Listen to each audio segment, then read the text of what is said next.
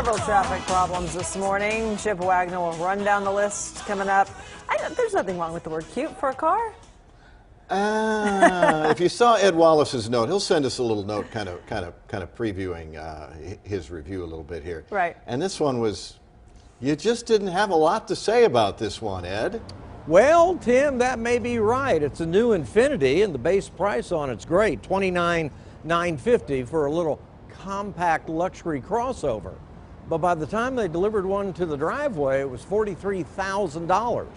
Now, styling-wise, believe it or not, the overall look of this Infiniti, to me, is great.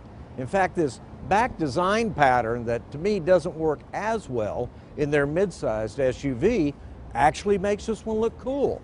In a lot of ways, it reminds me of Mazda's new styling exercises. But the question is there a market for a compact SUV that starts at $29,500 and nicely equipped goes to $43,000? We start with a 2-liter 4-cylinder engine. Puts out a little over 200 horsepower, so that's pretty good. But I was hoping for fuel efficiency more in the high 30 miles per gallon range instead of the mid-30s, and that's if you're really paying attention to your speed. When you go over to the interior on it, again, you can't fault anything. It's a beautifully done interior. Lots of big buttons, easy to control everything, air conditioning's cold.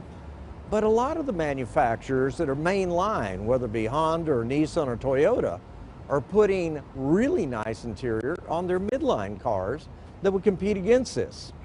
Now, when you go to the back seat is when you really start noticing that this is a small compact. I honestly believe this is a great luxury crossover if you're 5'2" or smaller, because it's going to have a lot bigger room to it. I felt a little claustrophobic in it, and I'm only 5'9". Then we go to the back. You lift up the hatch, nice hatch area, nicely cut down, easy to load things. So if you're thinking I'm a little hesitant, that's true. And yet it's quiet, it's smooth, it's really fun to drive. So if you're looking for a little luxury crossover that's fun to drive, this is it. But at $43,000, Infiniti kind of has their QX50 and 60 in that price range too. Plus you've got the BMW X1, you've got the Lexus NX, you've got a lot of vehicles in this price range. And this will appeal to a certain group of individuals because it's that nice. But it's got a lot of competition coming out of the gate. With that, y'all have a good weekend.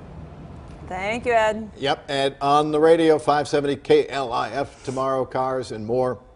At his car column, always in tomorrow's Fort Worth Star Telegram automotive section. All right.